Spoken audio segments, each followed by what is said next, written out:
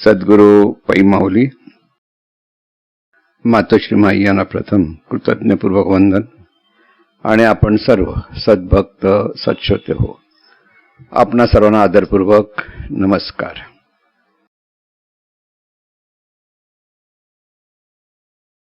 प्रश्न असा आहे, साधकाकडून सद्गुरूंच्या मार्गदर्शनाप्रमाणे दिव्य जाणीवेच्या भावातून साधना होते व सतत साधनेत राहून जीवन जगण्याचा प्रयत्न होतो. अशा साधनेतून मिळणाऱ्या शांतीच्या अनुभवातून साधकाला अतिसूक्ष्म अहंकार निर्माण होतो. अशा साधकाचा न्यूनगंड व श्रेष्ठत्वाचा दंभ कसा दूर होतो?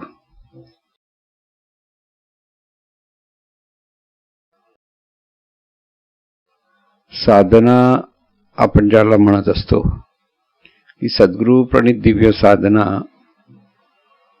हा मीपणा दूर करण्यासाठी किंवा देहभाव दूर होण्यासाठी किंवा अहंकार दूर होण्यासाठी असते. म्हणजे साधनेतून हा अहंकार दूर झाला पाहिजे ही पहिली लक्षात घ्यायची गोष्ट आहे. आणि जोपर्यंत साधनेतून अहंकार दूर होत नाही तोपर्यंत ती साधना परिपक्व झाली असं म्हणता येत नाही. पण प्रश्न असा निर्माण झालाय की काही साधकांना त्याच्यातून शांतीचा अनुभव येतो आणि शांतीच्या अनुभवातूनच आता आपल्याला सगळं कळलंय, मिळालंय असा सूक्ष्म असा अहंकार निर्माण होतो. मग हा जो अहंकार, सूक्ष्म अहंकार, की एका बाजूने आपण म्हणतो साधनेतून अहंकार दूर होतो, आता दुसऱ्या बाजूला हा प्रश्न आहे की साधना व्यवस्थित होते, साधनेमध्ये शांती सुखाचा अनुभव येतोय, मग इथे अहंकार कसा निर्माण होतो? महत्वाचा मुद्दा असा असतो की साधनेमध्ये सद्गुरूंना शरण जाणं ही पहिली स्टेप असते. एखादा साधक स्वप्रयत्नातून साधन करत असतो, स्वप्रयत्नातून त्याने सद्गुरूंकडनं समजून घेतलंय आणि त्याला साधनेचं गम्य कळलेलं आहे की नेमकी साधना कशी करायची आणि साधनेतून निवांतपणाचा अनुभव तो घेतो. अशा साधकांना सूक्ष्म अहंकार होतो. जे सद्गुरूंना शरणागत असतात त्यांना हा अहंकार येणं अशी परिस्थिती येऊ शकत नाही. कारण स्वप्रयत्नाने किंवा आपल्याला चांगलं आता कळलं आहे असं जेव्हा साधकाला वाटतं तर साधना म्हणजे फक्त शांती सुख मिळालं म्हणजे झालं असं नव्हे. परत लक्षात घ्या, शांती सुख हा एक टप्पा आहे. एखादा साधक जेव्हा सुरुवातीला साधन करतो त्याला जर व्यवस्थित त्याच्याकडनं ते जमलं तर तिथे शांती सुख प्राप्त होते. शांती सुख म्हणजे शांत वाटतं, निवांत वाटतं. हे शांत वाटणं किंवा निवांत वाटणं असा जो प्रकार आपण म्हणत असतो तो दोन पद्धतीने की सर्व विचार ज्या वेळेला हळूहळू थांबत जातात की माणसाचं मन हे विचाराने भरलेलं असतं आणि ह्या विचारामध्ये व्यवहाराचे विचार, संसाराचे विचार, मानपानाचे विचार सर्व असतं. ते विशिष्ट साधनेच्या प्रयत्नामध्ये ते विचार कमी होतात आणि कमी झाल्यामुळे तिथे साधकाला शांतता मिळते. शांती म्हणजे मन शांत होतं. त्याचा बाह्य विचारांपेक्षाही बाह्य विचारांचा प्रभाव जसा कमी होतो तसं मन शांत होतं आणि त्याला वाटतं आपल्याला शांती मिळाली, शांती सुख मिळतं, बरं वाटतं हा अनुभव येतो. पण साधनेचं रहस्य नेमकं काय आहे? साधनेचं रहस्य साधनेमध्ये साधकाला त्याचं सत्य अस्तित्व अनुभवता आलं पाहिजे. सत्पद असं जेव्हा आपण म्हणतो, हे सत्य जे अस्तित्व आहे प्रत्येकाचं, त्या प्रत्येक म्हणजे त्या प्रत्येकाला किंवा त्या साधकाला त्या अस्तित्वाचा अनुभव घेता आला पाहिजे. जेव्हा त्या अस्तित्वाचा अनुभव घ्यायला लागला साधक, तर त्याचा अहंकार उरणार नाही. अहंकार उरणार नाही म्हणजे काय होतं की तिथे मीपणा आपोआप बाजूला गेलेला असतो. की जेव्हा साधकाला ह्या स्वरूपाच्या अस्तित्वाचा अनुभव येतो, दोन गोष्टी आहेत बघा. थंडी खूप पडली आहे, अग्नी लावलेला आहे, ज्वाळा आहेत, लांब असलेल्या माणसाला उबदार वाटतं, तो जसं जसं जवळजवळ होतं अधिक उबदार वाटतं, असं असतं ना. तसं साधनेतून स्वरूपाच्या अपेक्षेत ज्या साधना एखाद्या साधकाकडनं होते, त्या स्वरूपाचं जसं धग जशी लांबून पण लागते, तसं स्वरूपाचं एक शांती सुखाचा अनुभव सुद्धा तिथे येत असतो. पण पूर्णतः त्याला त्याची अनुभूती नाहीये, पूर्णतः अस्तित्वाची अनुभूती. अहंकार येतो म्हणजे काय होतं, मला चांगलं कळलं आहे हा बोध जेव्हा साधकाकडे येतो तेव्हा तो अहंकार असतो. म्हणजे असं मी पण गेलेला नसतं, सूक्ष्म झालंय, त्याला सगळं कळलेलं आहे की हे असं आहे ते तसं आहे असं सगळं म्हणतोय. पण आपल्याला अधिक चांगलं कळलंय का इतरांपेक्षा मी अधिक चांगलं सांगू शकतो, बोलू शकतो, असं जेव्हा एखाद्याला वाटतं तर तो सूक्ष्म अहंकार तिथे असतो आणि त्याचाच वाईट परिणाम त्याच्या जीवनात होतं. म्हणून एक तर पूर्ण अज्ञानी असावं किंवा पूर्ण ज्ञानी असावं. मधली स्टेप जी आहे शब्दज्ञानाची, तिथे मात्र शब्दज्ञाने घात केला असं जे तुकाराम महाराज म्हणतात, त्याचा अर्थ तो आहे. म्हणून इथे सद्गुरूंना शरण जाऊन साधना केली पाहिजे, हे जे आपण पुन्हा पुन्हा सांगतो.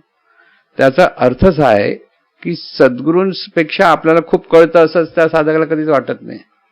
जे आहे ते सद्गुरूंचं ज्ञान आहे, ते अज्ञान आपण आत्मसात करतो. सद्गुरूंची आपल्याला कृपा आहे की सद्गुरू जर मनासारखं चांगली होते तर ती कृपा आहे म्हणतो, नाही जमलं तरी पण मग प्रयत्न करत बसतो. आणि एकदा सर्वांगाने ही साधना कळल्यानंतर एखादा साधक पटकन जरी शांत होत असला तरी ती काय त्याची पहिली स्टेप नाहीये, म्हणजे ती पूर्णत्वाला गेला असं नाहीये, ती एक स्टेप आहे. त्या स्टेपमधून साधक जेव्हा त्या अस्तित्वाचा अनुभव घेतो, प्रत्यक्ष अनुभव घेणं, आणि त्या अनुभूतीतून मग डोळे उघडल्यानंतर सुद्धा ती अनुभूती त्याच्याकडे सतत राहते, सतत ते अनुसंधान होतं. आणि त्या अनुसंधानामध्ये मात्र त्याला अहंकार येणं ही अवस्था येत नाही. पण ही पूर्णत्वाची अवस्था यायच्या अगोदर अनेक साधकांच्या बाबतीत जे सद्गुरूंना शरणागत नसतील, हुशार आहेत, बुद्धिवान आहेत, प्रयत्न करणारे आहेत,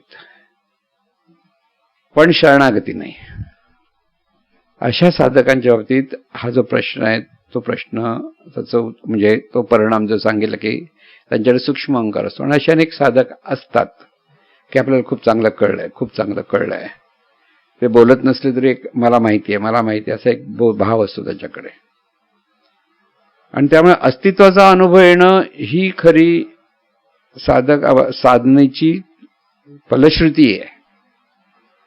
तो अस्तित्वाचा अनुभव येण्यामध्ये पण आणखी अनेक स्टेप्स आहेत. म्हणून म्हटलं साधना ही काय एकदा शांत झाला, निवांत झाला, बरं वाटले, ही ओके, पहिलं जवळ आपण पोहोचलेलो आहोत ही त्याची खूण आहे.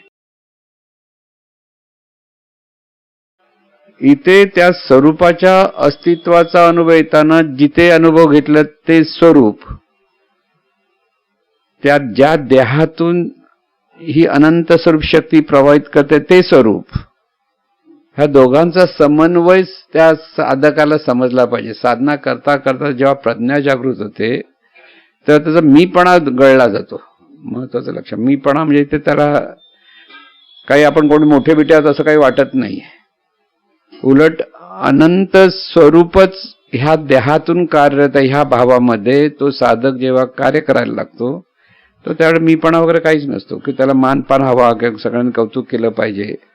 नाही, त्याचं कार्य हे ईश्वरी कार्य ह्या भावातूनच त्याचं कार्य होतं. आणि त्या भावातून कार्य होताना तिथे अहंकार येत नाही.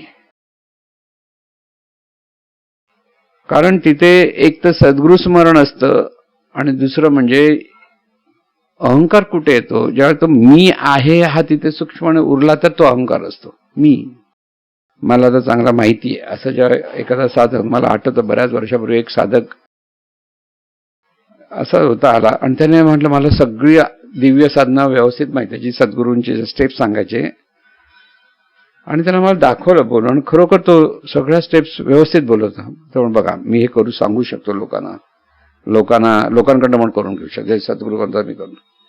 म्हटलं छान आहे. म्हटलं सद्गुरूंना जाऊन सांग. गेला की नाही गेला माहित नाही, परत तो कधी दिसला नाही, कुठेतरी लांब राहणारा होता पण दिसला नाही, पण आला होता. आणि त्याला वाटलं की आपण सद्गुरूंचे स्टेप देतात त्या स्टेप मी सांगितलं की झालं. त्या स्टेप्स म्हणजे आपण कसं जायचा एक मार्ग असतो, पण त्याच्यातून पुढे जो अनुभव घ्यायचा आहे, अनुभवामध्ये साधक हा नम्रच झाला पाहिजे. लक्षात घ्या, नम्र झाला भूता तेणे कोंडिले अनंता. ज्याची साधना योग्य मार्गाने चालली आहे तिथे तो नम्रता पहिली येते साधकाकडे. दुसरं, सर्वांशी जुळून घेण्याची वृत्ती तयार होते. प्रत्येकाशी तो हसून खेळून जुळून घेतो. आपण कोणते मोठे बिटे आहोत असं काही नसतं. तिसरं, तो जे जे करेल ते त्याचं ईश्वरी कार्य आहे ह्या भावात त्याच्याकडनं होतं. मी करतो नाही, हे ईश्वरी कार्य आहे आणि ते ईश्वराचं कार्य ह्या भावामध्ये प्रत्येक कृती त्याची व्हायला लागते. आणि त्यामुळे ईश्वरी कार्य आहे म्हटल्यानंतर त्या ईश्वरी कार्याचा आनंद तो घेतो. तो घेतो म्हणजे कोण घेतं? हे चैतन्य स्वरूपच आहे ह्या भावात तो त्या आनंद घेतला जातो.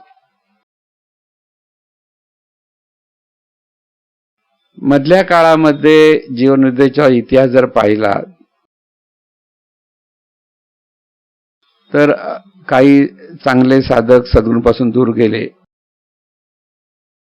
आणि तेही म्हणायचे आम्हाला साधना चांगली कळलेली आहे. पण ज्याला साधना चांगली कळलेली आहे तो सद्गुरूंपासून दूर जाऊ शकत नाही. पहिली गोष्ट महत्वाची लक्षात ठेवा.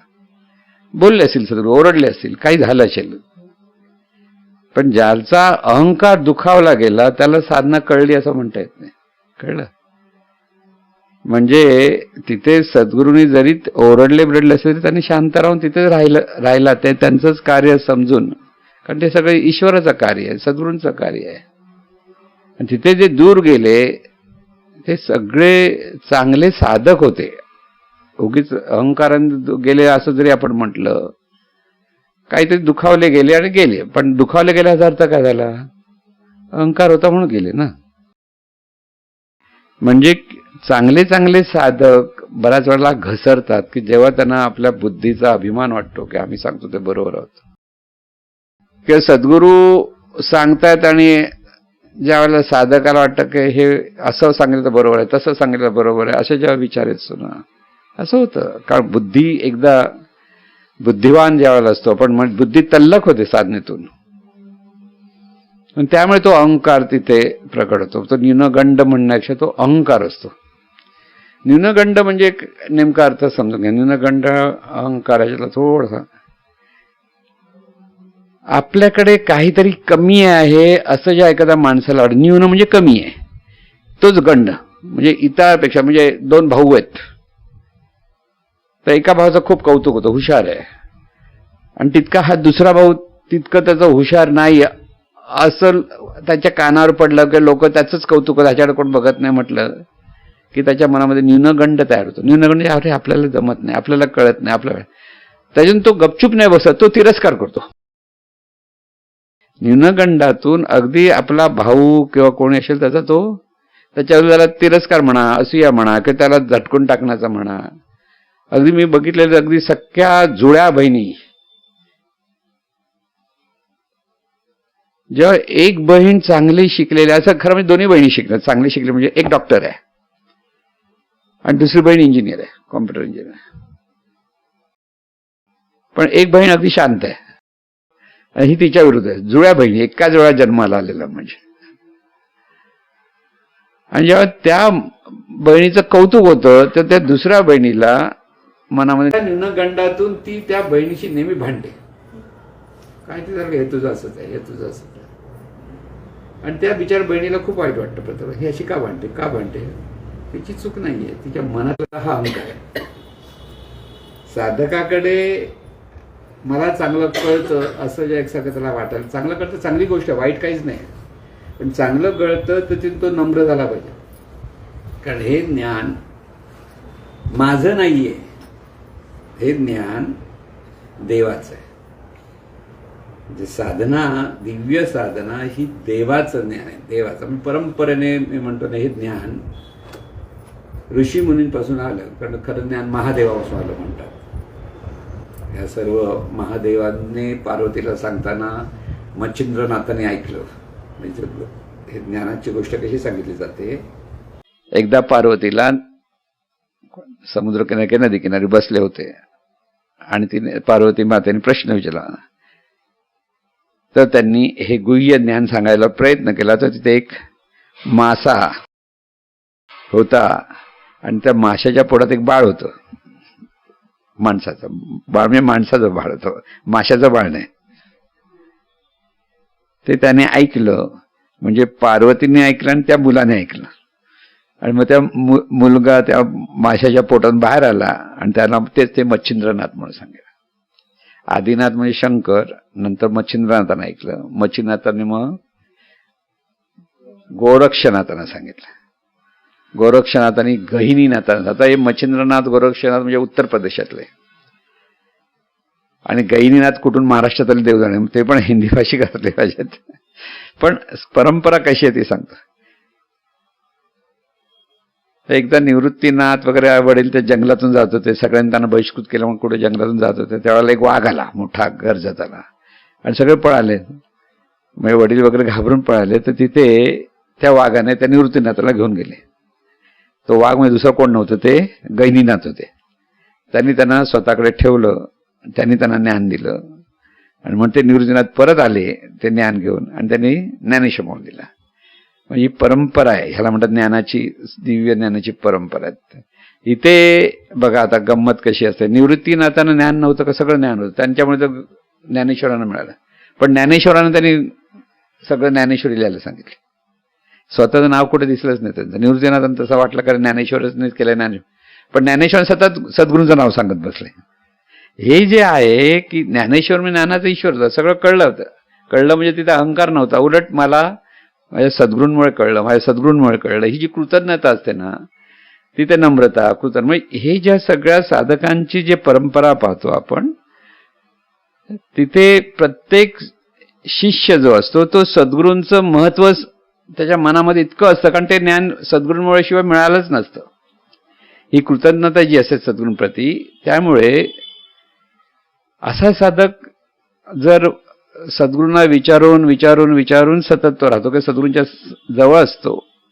जसं ज्ञानेश्वर निवृत्ती अगदी जवळ होते, पण निवृत्तीनाथांना, गहिनीनाथांना घेऊन तिथे काही वर्षात ठेवलं होतं स्वतःच्या ठिकाणी, स्वतःबरोबर. आणि त्यातून त्यांना दिल्यानंतर परत जायला सांगितलं, जात समाजात जा म्हणून सांगितलं. तर इथे प्रत्येक साधक आपल्या सद्गुरूचंच महात्म्य सांगतो, की सद्गुरूंमुळे हे झाले, सद्गुरूंमुळे हे झाले. इथे सद्गुरूंमुळे झालं म्हणजे काय होतं, मी नाहीये, मीपणामुळे नाही. तर ती आता एका देहातून दुसऱ्या देहामध्ये हे ज्ञान म्हणजे जाणे, आता आपण जाणी म्हणतो, एका जाणीने दुसऱ्या जाणीला दिलेलं ज्ञान, दुसऱ्या जाणी तिसऱ्या जाणीला दिलेलं, म्हणजे एका ज्योतीने दुसरी ज्योत पेटवणं, दुसऱ्या ज्योतीने तिसरी ज्योत पेटवणं, असा जो प्रकार सांगितला जातो, तिथे अहंकार येऊ शकत नाही. नाहीतर चांगदेवानं सर्व ज्ञान होतं, फक्त आत्मज्ञान नव्हतं. आणि त्यामुळे तिथे 1400 वर्षाचे चांगदेव आणि 14 वर्षाची मुक्ता, ती त्यांचे सद्गुरू होते.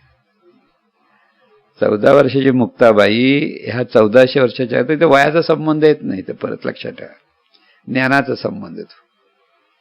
एकदा मुक्ताबाई आंघोळ करायचे होते आणि 1400 वर्ष चांगदेव तिथे गेले, आणि साहजिक आपण स्त्री बघितली आंघोळ करतो म्हणून त्यांनी तोंड फिरवलं. तर ते म्हणाले, अरे गाईला आंघोळ घालताना तुला असं वाटलं असतं का तोंड फिरवायला? म्हणजे मनामध्ये जो भेदभाव आहे तो त्याच्या मनातला घालण्यासाठी त्यांनी सांगितलं. कारण शेवटी चैतन्य आहे, तर तुझ्या मनामध्ये कशाला तुझ्या हे आलं पाहिजे तोंड फिरून बाजूला झालं. म्हणजे किती सूक्ष्म असा हा जो भाग आहे की ते हे सर्व जीवन आपलं जे चाललंय ते ईश्वरी शक्तीमुळे चाललंय. हा ज्या भाव आता मुक्ताबाई परखड होत्या, लाडावणाऱ्या नव्हत्या कोणाला, तर काडकन मारणाऱ्या. ज्ञानेश्वरी शांतपणे करत सगळ्यांना. आता सोपनदेव कसे होते का कल्पना नाही मला, पण काही सद्गुरू शांत असतात. काय शिष्याने केलं जाऊ दे आपल्या सांभाळत बसतात. काही जण कानाखाली चढवण्याचं कमिट होतं एवढंच. पण इथे सद्गुरू महिमा जो असतो तो त्या शिष्याला चांगला कळलेला. कारण ज्ञान झाल्याशिवाय सद्गुरू कळत नाही, हे मी तुम्हाला सांगतो. ज्याच्याकडे दिव्य साधना असते त्या साधकाला सद्गुरूंचं महात्म्य कळायला लागतं. कारण हे ज्ञान आपोआप आपल्याकडे येऊ शकत नाही, ही 100% खात्री त्याला होते. सद्गुरूंच्याच कृपेमुळे किंवा सद्गुरूंचं आपल्यावर जे कृपाछत्र आहे त्यामुळे हे ज्ञान आपल्याला मिळालं, ही पक्की खात्री त्या साधकाला होते, शिष्याला. त्यामुळे सद्गुरूंचं महात्म्य, आणि सद्गुरू म्हणजे सर्वसाधारण व्यक्ती आहे असं ते समजत नाहीत. ते अनंत स्वरूपच आहे, आणि त्या अनंत स्वरूपाशी ते कृतज्ञ राहतात, शरणागत होतात. त्यामुळे सद्गुरूंच्या चरणी आपण सद्गुरू चरणरज असा जे शब्द वापरतो, म्हणजे चरणाची धूळ आहोत. सद्गुरू म्हणजे किती साधक मोठा झाला त्याचं कौतुक झालं. आता विवेकानंदांचं कौतुक खूप झालं म्हणून ते काही त्यांच्या रामकृष्ण परमहंसपेक्षा मोठे झाले असं काही नाही. उलट शिकागोमध्ये ज्यावेळी तुम्हाला ज्ञान कुठून मिळाले तर माय मास्टर असं ते म्हणाल इंग्लिश मध्ये, आणि माय मास्टर बोलल्यावर त्यांच्या डोळ्यातून अश्रू व्हायला लागले फक्त. कारण ती कृतज्ञता असेल. कारण जगामध्ये एवढा मोठा मान विवेकानंदांना मिळाला ज्यावेळेला, तरी सुद्धा आपल्या सद्गुरूंबद्दल त्यांचं प्रेम अजिबात, उलट प्रेम वाढलं. तिथे त्यांना अहंकार नाही झाला. त्यांनी स्पष्ट झालं की माझ्या सद्गुरूंमुळे हे सगळं तयार झालं. आता माझ्या सद्गुरू म्हणते सद्गुरू इंग्लिश पण बोलता येत ना, काही पण आहे. असे सद्गुरू होते काय शिकलेले होते का नव्हते? हे शिकलेले होते, त्याच्यावर शिकलेले नव्हते. लक्षात घ्या. म्हणजे इथे बाह्य विषयांच्या ज्ञानाचा अहंकार साधकाकडे उरत नाही. तो आपण सद्गुरूंचे आहोत ह्या भावामध्ये, सद्गुरूंचे म्हणजे परत सद्गुरूंचं म्हणजे त्या दिव्य स्वरूपाची ही जाणीव आहे. इथे देहभाव उरता कामा नये. देहभाव उरता, देह उरायला पाहिजे, देहभाव उरता कामा नये, लक्षात ठेवायचं. इथे आपण सद्गुरूंचे आहोत, त्याच्या पलीकडे त्या शिष्याला दुसरं काही कसले मानपान कौतुक काहीच नको असतं. त्याला फक्त आपण सद्गुरूंबरोबर आहोत एवढंच त्याचा तो एक सूक्ष्म अहंकार म्हणायला हरकत नाही. तो आपण आहोत म्हणजे ही जाणीव सद्गुरूंची आहे, हा भाव. म्हणजे आपण दरवेळेला सांगतो ना ही जाणीव आहे, ही सद्गुरूंची जाणीव. तिथे तो बोध आपल्याला कळला पाहिजे. आणि असा साधक असतो तो सद्गुरू निष्ठ असतो. सद्गुरूंवर त्याची नितांत श्रद्धा असते. तिथे तो नम्र असतो, कृतज्ञ असतो. म्हणजे हे सगळे सद्गुण तिथे प्रगट होतात. म्हणून आपल्याला आपली साधना झाली, व्यवस्थित चालले तर इथे नुसतं बरं वाटतं, शांत वाटतं, ही स्टेप आहे. परत लक्षात ठेवा, इथे पुन्हा पुन्हा पुन्हा पुन्हा सद्गुरूंचं स्मरण आणि सद्गुरूंबद्दल असलेली नितांत श्रद्धा याच्यातूनच तो साधक तरतो. म्हणून सगळं सद्गुरू आणि शिष्यांचं जे वर्णन करताना प्रत्येक शिष्य सद्गुरू काय सांगतात त्याचप्रमाणे वागण्याचा प्रयत्न. तिथे मग त्यांचा बुद्धीचा वापर करणं, ते मूर्ख होते असं नव्हतं. प्रत्येक शिष्य साधनेतून त्याची प्रज्ञा जागृत होत असते, त्याला सगळं कळत असतं. पण सद्गुरूंचा शब्द ते खाली पाडायला बघत नाही त्यावेळेला. अर्थात ती सद्गुरू गुरु शिष्य परंपरा जी आपण म्हणतो, तिथे जे साधक साधनेमध्ये असतात तिथे सद्गुरूंप्रती त्यांना इतकी श्रद्धा असते, इतके निष्ठ असतात, पण त्यातून त्यांना अहंकार नसतो. परत लक्षात ठेवा, आम्ही मोठे सद्गुरू हे म्हणतात, काही लोक स्वतःला सद्गुरू भक्त म्हणून मिरवतात. तिथे मिरवणं हा प्रकार हातच नाही. स्वतःहून सांगायला पण जात नाही की मी सद्गुरू आहे, मी सद्गुरूंचा शिष्य आहे कसा. तिथे नम्रता हाच पहिला तिथे गुण दिसणार की तो नम्रपण आहे. त्या ज्ञानाच्या पुढे तो नम्रच असणार, सद्गुरूंपुढे तो नम्रच असणार. सद्गुरूंचं जे स्मरण असेल ते तो नम्रच असणार, आणि त्यामुळे तिथे अहंकार येऊ शकत नाही. म्हणून दिव्य साधनेतून अभ्यास करताना तिथे सद्गुरूंचं अखंड स्मरण असायला हवं. हे सगळं ज्ञान सद्गुरूंमुळे, हे सगळं ज्ञान सद्गुरूंमुळे. हा बोध जेव्हा साधकाकडे असतो त्याला तिथे अनुभव यायला लागतात, तेव्हा तो अधिक अधिक सद्गुरूंना शरणागत होतो. कारण ज्ञानातूनच सद्गुरू कळतात. इतर वेळेला आपण सद्गुरू जे समजत असतो तर देहाच्या अपेक्षेत सद्गुरूंचा मोठेपण आहे, सद्गुरू चांगले सांगतात, सद्गुरू असं बोलतात, हे देहाच्या अपेक्षेत येतं. पण एकदा हा देह भाव बाजूला होतो आणि स्वरूप ज्ञान तिथे प्रकट होतं, तेव्हा त्याला जे ज्ञान प्रकट त्यालाच प्रज्ञाशक्ती म्हणतात. ते अंतर्मन सहजपणे त्या दिव्य ज्ञानातून कार्यरत होतं आणि त्यामुळे अहंकार तिथे येणार नाही.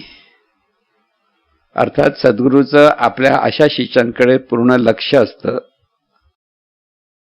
सद्गुरू त्याचा अहंकार दूर करण्यासाठी बऱ्याच गोष्टी करत असतात. म्हणजे तिथे मुद्दाम त्याला अहंकार येऊ नये म्हणून, कारण अहंकार येऊ शकतो म्हणजे स्टार्टिंगच्या स्टेपला अहंकार येऊ शकतो. मला कळलंय, मला कळलंय, मला कळलं असं जेव्हा सद्गुरू वाटतं, आनंद होतो त्याला कळण्यातून की गुह्य कळलं, मी कोण आहे कळलं, असं जेव्हा वाटतं तिथे परत तो सर्वांना सांगण्याच्या आनंदाने सांगण्याच्या प्रोसेसमध्ये तो अहंकार येऊ शकतो स्टार्टिंगला. म्हणून तिथे ते परीक्षा घेत असतात परत, की तिथे त्यांना कळतं की ते याच्यात अजून अहंकार. मग त्याचा अहंकार ठेचण्यासाठी ते बऱ्याच वेळेला निन्या गोष्टी करतात आणि त्याच्यातून त्याचा अहंकार दूर करण्याचा प्रयत्न करत असतात. आणि म्हणून साधकाचा प्रयत्न आणि सद्गुरूंची कृपा हे दोन्ही जेव्हा एकत्र होतात तेव्हा त्या दिव्य साधनेचा प्रसाद प्राप्त होतो. साधकाचा प्रयत्न हे असलाच पाहिजे, साधकाने अगदी तळमळीने प्रयत्न केला पाहिजे. पण दिव्य साधनेची जी फलश्रुती आहे खरी, तिथे सद्गुरू कृपाच म्हटली जाते की ही सद्गुरूंची कृपा आहे. कारण सद्गुरूंप्रती असलेल्या त्या नितांत श्रद्धा आणि शरणागती तिथे असते, तिथे देवत्वाचा तो भाव असतो. आणि त्यामुळे ह्या सर्व गोष्टीतून आपण सर्वसाधारण साधकाने धडा एवढाच घ्यायचा आहे. हे सगळं सांगायचा उद्देश काय, की सद्गुरूंच्या ज्ञानासमोर आपण कोणच नाही आहोत. मग किती डबल ग्रॅज्युएट असेल की ट्रिपल ग्रॅज्युएट असेल, असताना काही वेळेला एकदा कोणतरी असं पै महाराजांकडे आला होता, तो डबल ग्रॅज्युएट होता. महाराजांनी लिहिलेलं असताना बी ऑनर्स, तर त्याने सांगितलं हे बी ऑनर्स आहे, मी डबल ग्रॅज्युएट आहे. असेल व्यावहारिक ज्ञान, पण त्यांचं ज्ञान कुठे, तू बोलायची हिंमत तरी कशी झाली, ते बी ऑनर्स मी डबल ग्रॅज्युएट आहे. कारण बाह्यांगाने त्या विषयाशी त्या ह्या ज्ञानाचा काही संबंध नाही. दिव्य ज्ञान हे दिव्य ज्ञान देवाचं ज्ञान आहे. तिथे अभ्यासातून मी ग्रॅज्युएट झालो, डबल ग्रॅज्युएट झालो, ही वेगळी परीक्षा आहे. त्याच्यातून ते झालेलं हुशार, आपण त्याला हुशार म्हणू शकतो. पण बुद्धी तिथे देहभावाने प्रेरित असल्यामुळे ते स्पर्धा आपण इतरांपेक्षा मोठ्या होते दाखवण्याची इच्छा माणसाला असते. पण खरा साधक तोच की तो स्पर्धेच्या मागे जात नाही. जिथे वाद आहे त्याच्यापासून तो दूर राहतो. जिथे निंदा असते तिथे तो शांतपणे पाहतो.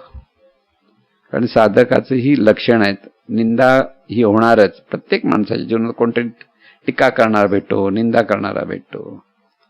पण जो साधक खरा की तो ह्या सर्व गोष्टीत समत्वाने पाहतो आणि त्या वादात तो शिरत नाही, तिथे त्याचं कार्य तो त्याच्या पद्धतीने करत राहतो.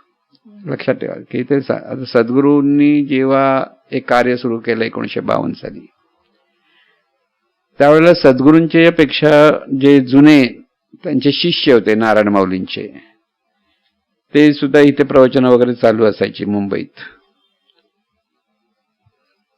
पण सद्गुरूंचा जसा तो सांगण्याचा एक म्हणजे प्रवचनातून सांगताना लोकांना इतकं आवडायला लागलं, तर असूया ही येते माणसाला. शिष्य म्हणून म्हटलंय, जोपर्यंत अहंकार पूर्णपणे जात नाही तोपर्यंत साधक हा साधकच असतो, सिद्ध होऊ शकत नाही. त्याला अहंकार होऊ शकतो. अगदी आपण जेव्हा म्हणतोय अगदी कोणत्याही पंथामध्ये, पारमार्थिक पंथामध्ये असे असूया असलेले साधक जास्त दिसतात. मग आपण म्हणतो अरे काय शिकतात हे, पण ही स्टेपच आहे अशी. जीवन असं आहे की लगेच सगळं काय मिळतं असं नाही. अगदी नारायण माऊलींना पण त्याचा अनुभव आहे की ज्यावेळेस त्यांचे सद्गुरू पुढे चालले होते ट्रेनने पुण्याला की पुढे जाणार होते, तर ह्यांची तिकीटच काढली ना कोणी. नारायण माऊलींना न ठेवून गेले सगळे. सद्गुरूंना त्यांच्या कळतंय पण ते बोलत नव्हते. आणि म्हटलं पुण्याला त्यांना मुद्दाम ते माझ्या पोटात दुखतं म्हणून ते उतरले. तर पुढे जायचं होतं पुढे, अशी ती गोष्ट आहे. आणि हे बिचारे चालत चालत चालत चालत नारायण माऊली, कारण जो साधक सद्गुरूंना इतका प्रिय आहे त्याच्याबद्दल दुसऱ्यांना असूयाही होते. आणि ज्यावेळेला ते पोहोचले तिथे बरोबर आणि हेच पुण्याला थांबले, ते ह्यांच्यासाठी थांबले. आणि त्यावेळेला दोघांनी प्रेमाने एकमेकाला मिठी बिठी मारणं, की कसं आपण म्हणतो तो प्रेमाचा सोहळा जो असतो सद्गुरू शिष्याचा, तो वेगळा असतो. की तिथे मग भेद काहीच नसतं. दोघं एकमेकाला इतके प्रेमाने एकरूप होऊन जातात की आपण व्यवहारात जे पाहत नाही त्या अशा गोष्टी तिथे आनंदाने तो आनंद सोहळा त्यांनी अनुभवला. अशी जी त्यांची गोष्ट आहे. तर इथे असूया होती म्हणून त्यांची तिकीट काढली नव्हती ना. हा उगीच चिकटलेला याला बाजूला ठेवूया असं वाटतं ना. म्हणजे मानवी स्वभाव म्हणलं ना, माणसाची असूया ही सुद्धा उपजत प्रेरणा आहे. उपजत प्रेरणा आहे. काम नाही सॉरी आहार निद्रा भय मैथून याच्याबरोबर असूया पण आहे तिथे. म्हणून लहान मुलाला पण असूया असते. लहान मुलांना पण आपल्या जरा त्याला कळतं ना, आपल्या आईने दुसऱ्या बाळाला हातात गेलं तर रडायला लागतं पटकन. शिकवलं कोणी? शिकवलं ना, ते उपजत आहे. तर ही जी असूया असते ती परमार्थामध्ये पण पूर्ण जात नाही. जोपर्यंत हे ज्ञान पूर्णत्वाने मिळत नाही तोपर्यंत ह्या सगळे दोष गुणदोष त्या प्रत्येक साधकाकडे राहणार. असूया असते. आपल्याला चांगलं कळलं, बुद्धीचा एक अंक म्हणजे अभिमान असतो, त्याला अभिमान म्हणू शकतो. म्हणजे अशा सगळ्या गोष्टी असतात. म्हणजे परमार्थात एका पंथामध्ये गेलं म्हणजे पार झाले असं नव्हे. तिथे हा सगळ्या मानवी स्वभाव तिथे सगळीकडे दिसतो. पण याच्यातून आपल्याला शिकायचं असतं साधकाने. आपल्याला सद्गुरूंनी दिलेलं ज्ञान आत्मसात झालं पाहिजे. त्यामुळे सद्गुरू आणि आपण इतरांची तुम्हाला स्पर्धा करायची काही गरज नाही. एकाच सद्गुरू तर सर्वांनाच जवळ करतात, पण काही लोकांना वाटतं ह्याला जवळ केलं त्याला जवळ केलं आम्हाला नाही केलं. असंही असूया असते. बऱ्याच वेळ तसंही होतं की सद्गुरू समजा एका बरोबर जातात तर दुसरं वाईट होतं, आम्हाला आमच्याबरोबर का नाही जात, ही असूया आहे. कळलं ना. म्हणजे ह्या सगळ्या गोष्टीमध्ये मानवी स्वभाव येतो. त्याच्यातून जर पार व्हायचं असेल तर आपण फक्त सद्गुरूंचे आहोत आणि सद्गुरूंनी सांगितल्याप्रमाणे आपल्याकडनं ते साधना होते की न होते, साधना जमते की न जमते, तिथे आपण किती नम्र राहिलं पाहिजे, तिथे किती शरणागत राहिलं पाहिजे. आणि सद्गुरूंकडे जितकी शरणागती होईल तितका तो साधक इतरांकडे सुद्धा तेवढ्याच आपलेपणाने पाहायला लागतो. एक लक्षात, नुसतं सद्गुरू शरणागत बाहेर उलटा सुलटा बोलतो तरी तो साधक त्याने सुधारलं पाहिजे स्वतःला. की तिथे अशा साधकाने समोरचा कधी असूयेने बोलेल, कधी टीकात्मक बोलेल, तरी तो त्याने मात्र पूर्णपणे सद्गुरूंच्या स्मरणामध्ये या सगळ्या गोष्टींमध्ये पडताच कामा नये. त्याला असं वाटतं, त्याला तसं वाटतं, त्याच्यात पडतं. तिथे त्याने आपण सद्गुरूंबरोबर, सद्गुरूंची आपल्यावर कृपा आहे हे त्याचं मोठं धन असतं. त्यामुळे कोणी असं बोललं तरी त्याचं बल व्हावं, कल्याण व्हावं हाच विचार असला पाहिजे. तो असा का बोलतो, तसा का बोलतो, असा या भागात त्याने पडू नये. आणि म्हणून मानवी स्वभावाच्या दिशेने ह्या सगळ्या गोष्टी होत असतात. आणि म्हणून प्रत्येक साधकाने सावध राहायचं की इथे अहंकार हा कुठेही प्रगट होतो. लहान मुलाकडे असूयाच्या रूपाने प्रगट होतो, मोठ्याच्या ठिकाणी द्वेषाच्या अंगाने प्रगट होतो. ते असूया द्वेष रूपाने प्रगट होते, मत्सर होतो, द्वेष होतो. असं जर आपल्याकडे होत असेल तर लगेच साधकाने सावध व्हावं की ते आपलं काहीतरी चुकतंय. म्हणून कोणाही जीवाचा न घडो मत्सर. म्हणजे कोणाबद्दलही श्रेष्ठ कनिष्ठ स्पर्धा, आपल्याला चांगलं कळतं असं. पण एकदा गोंदवलेकर महाराजांनी एकाने प्रश्न विचारला होता, तुम्ही ज्ञानी आहेत का? आज बाकीच्यांची गोष्ट सोडा, त्यात गोंदवलेकर महाराजांना पण विचारणारी माणसं होती त्यावेळेला. ते शास्त्री होते, अभ्यास केले. आपण अभ्यास केल्याचा अहंकार होता ना. गोंदवलेकर महाराज उत्तर मला माहित नाही म्हणाले. आज ते म्हणाले माहित नाही कसे म्हणतात. तर तेच म्हणाले, अहो असं शास्त्रात सांगितलंय, मी ज्ञानी आहे म्हटलं तर ह्याला काहीच कळलं नाही. आणि ज्याला तो कळत नाही म्हणतो ना तो ज्ञानी असं म्हणून ते म्हणतात मला माहित नाही. कळलं ना, म्हणजे ते ज्ञानी आहेत यांना कळत त्यांनी सांगितलं. याज्ञवल्क्य ऋषींचं पण आपण आता पाहतो उपनिषदांमध्ये. तेव्हा जनक राजाने सांगितलं की त्या 1000 गायी, त्या 1000 गायींना सोनं लावलेलं त्या काळात, ज्याला वाटतं तो श्रेष्ठ आहे सर्वांपेक्षा त्यांनी ते घेऊन जावं. कोणच घ्यायला खबर नाही, घाबरायला लागले सगळे. यांना वल्कांसाठी जा रे बाळा, आपल्या शिष्याला जा घेऊन जा. तेव्हा दुसरं तू कसं तर श्रेष्ठ समजतो. म्हणजे असूया कशी असते, स्पर्धा कशी असतात, कारण हे ज्ञान सगळ्यांना होतं. ब्रह्मज्ञानाचा चर्चा करणारे लोक होते, साधे लोक नव्हतेच तिथे कोण.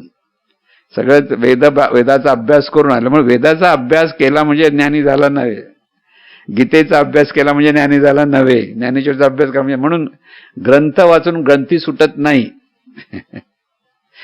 चिज्जड ग्रंथी जी आहे, म्हणजे ग्रंथी म्हणजे अहंकार सुटत नाही, तिथे शरणागतीच आवश्यकता असते सगळ्या. तेव्हा अज्ञवल्कर अश्विनी मला कुठे माहिती आहे, मला आपली गरज आहे म्हणून घेऊन जातो म्हणाले. म्हणजे आपल्याला. आणि मग प्रश्न उत्तराच्या अंगाने सगळं निरुत्तर करून निघाले. शेवटी ते प्रश्न उत्तराच्या अंगाने त्यांचं चर्चा झाली. म्हणून आपलं जीवन हे आपण सद्गुरूंनी जे दिलेलं ज्ञान आहे त्या ज्ञानातून जगणं आणि त्याच्यातून आनंद घेण्याचा प्रयत्न. जिथे जेवढे आपल्या जवळचा जे आपल्याशी आनंदाने राहतात त्यांचा आनंद घ्या. त्यांना जितकं समजवता येईल की सांगता येईल की जे जे आपल्याकडे आहे ते लोकांना सांगून आनंदाने राहावं. जे टीका करतात त्यांच्याबद्दल काही अनिष्ट चिंतन असू नये, त्यांना कथा करू देत. जे कौतुक करतात तिथे गर्वाने फुगू नये, जे आहे ते स्वीकारावं. म्हणजे ही जी अवस्था जेव्हा माणसाकडे येते तेव्हा तो साधक खऱ्या अर्थाने सिद्ध होतो. म्हणजे सिद्धता ही दाखवता येत नाही, आचरणातून कळते. एखादा साधक खूप ज्ञानी आहे, खूप त्याला माहिती आहे असं जे आपण म्हणतो, कारण असतो त्याकडे असतं, पण तो जर नम्र नसेल तर तो सिद्ध होऊ शकत नाही. म्हणून म्हटलं ना, सद्गुरूंना सोडून गेलेले सगळे साधक खूप सज्जन होते, व्यवहाराच्या अंगाने ज्ञानी होते, बुद्धिवान होते, पण त्यांच्याकडे अहंकार हा राहिला म्हणून ते सद्गुरूंना सोडून गेले. सद्गुरूंना सोडून दूर जाणं हे जे आपण म्हणतो तर तो अहंकारच असतो आणि तो अहंकार त्यांचा घात करतो. असे एक साधक म्हणजे ढगे साहेबांचे मित्र होते. ढगे साहेब जरी ते सद्गुरूंना सोडून गेले तरी त्यांच्यावर संबंध जोडून. तर एकदा ते बऱ्याच दिवसांनी त्यांना भेटायला गेलं. त्यांनी झालं, बघ गीता वाच, गीता 8वा अध्याय वाचलास? नाही वाचला. प्रत्येकाचा अभ्यास असतो, जा वाचून तो अभ्यास कर आणि माझ्याकडे येऊन सांग. आता हाने सद्गुरूंना सोडून गेलेला हा ह्याच्याकडे अहंकार मला खूप चांगलं कळतं आणि तो ढगे साहेबांना बोलतोय. आता ढगे साहेब तसे शांत होते, हुशार होते सगळं, म्हणून त्यांनी काय त्याच्याशी मैत्री तोडली नाही. पण त्यांनी सांगताना मला सांगितलं बघा असं गीता आहे आणि गीतेचा परत ग्रंथ पण दिला, या गीता घेऊन जाणं वाच. नुसती जीवनविद्या वगैरे काय वागतोस, काय कळत नाही तुला म्हणाले. म्हणजे माणसाला बुद्धीचा अहंकार एवढा येतो की त्याच्यातून आपल्याला आपण काय करतो हे कळणं. कारण तो सद्गुरूचा शिष्यच होता, तो विसरला, तो सोडून गेला म्हणजे सद्गुरूचा शिष्य झालेला नाही असं ज्ञान त्याने तिकडे पहिला आवडलं म्हणून तो सद्गुरूंना शरण झाला. पण काही गोष्टी मग पटल्या नाहीत सद्गुरूंच्या, त्याच्यावर सद्गुरूंबद्दल शंका निर्माण झाली आणि त्याने सोडून गेला.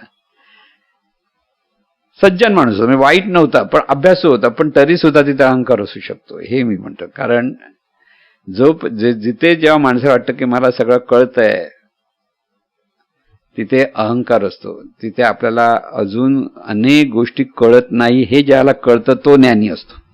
कळत नाही म्हणजे कसं, आता साधनेमध्ये मुरता अनेक त्याचे खोल जे काही गोष्टी आहेत त्या कळायला लागतात.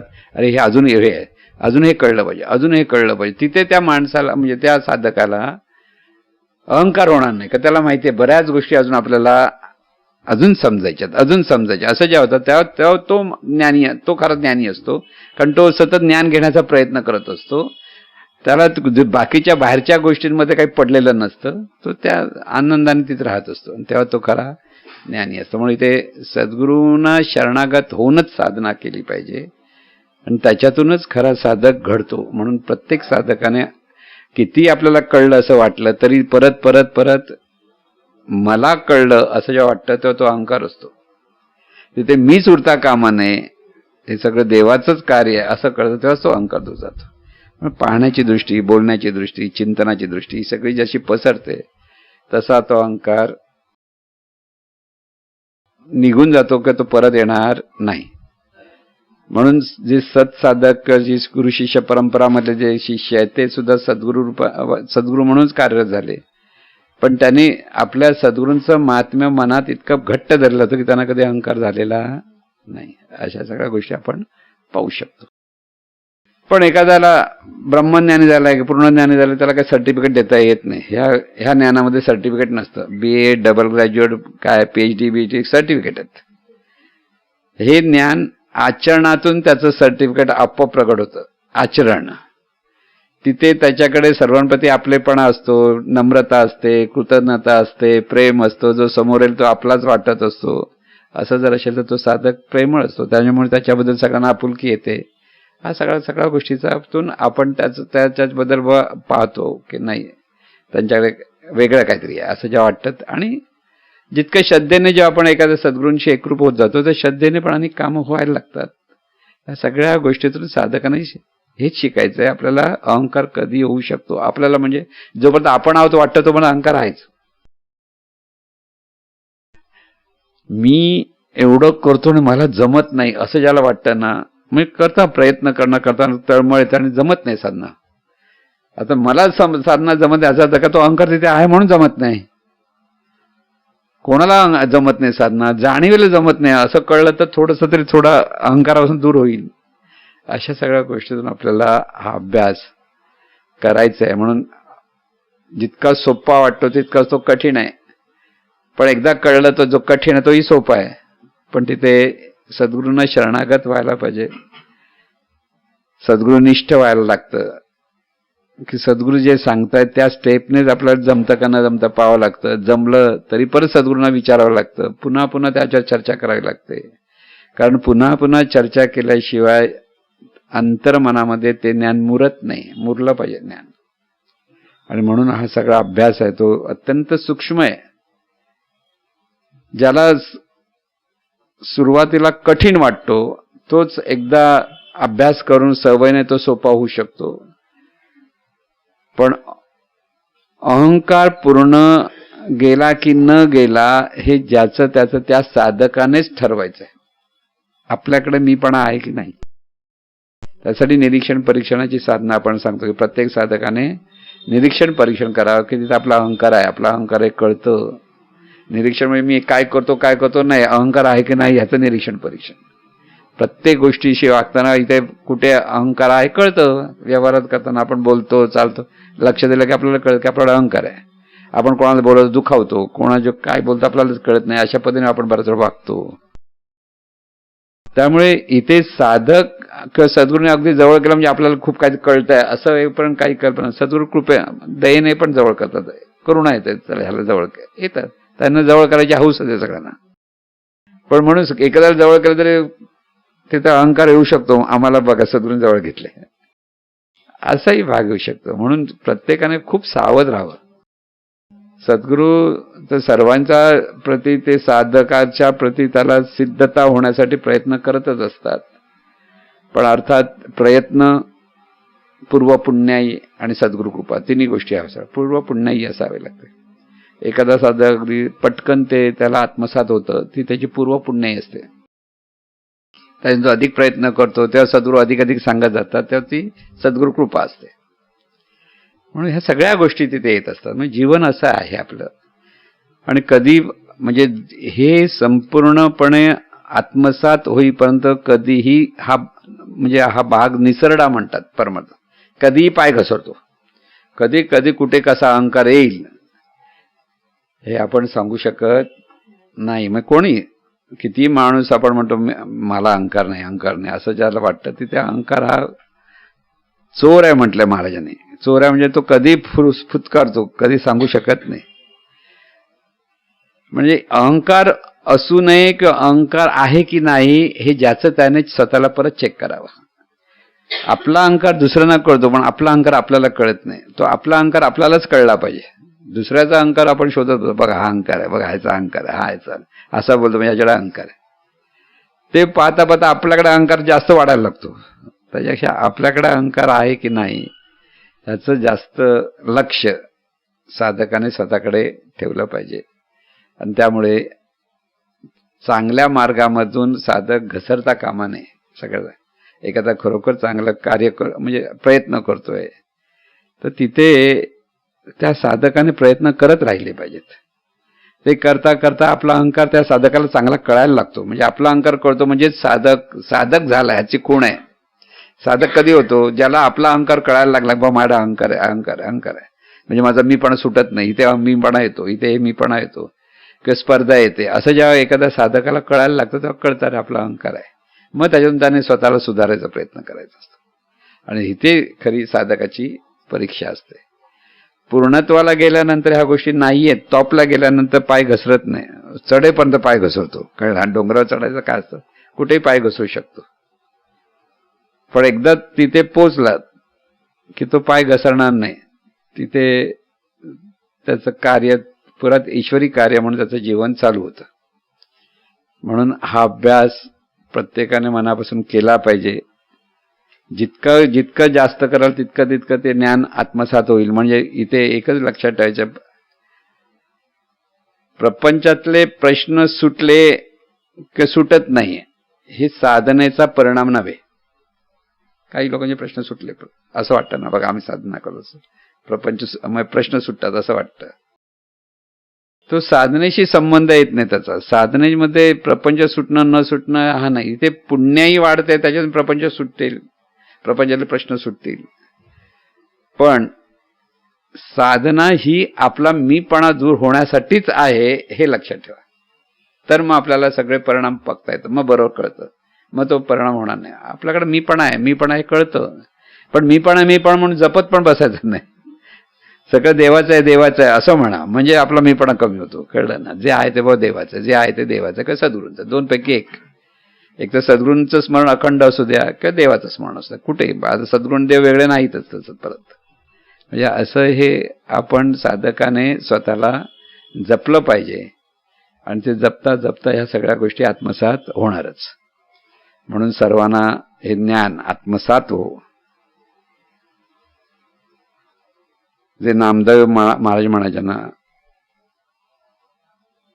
का अहंकाराचा वारा न लागो राजसा, असा जो अभंग आहे, ती प्रार्थना त्यासाठी ते म्हणतात. त्यांना माहिती आहे, नामदेव महाराजांना पण माहिती आहे कुठे कुठे घसरतात माणसं, की चांगले चांगले साधक सुद्धा त्यावेळेला कधी कधी अडचणीत पडतात.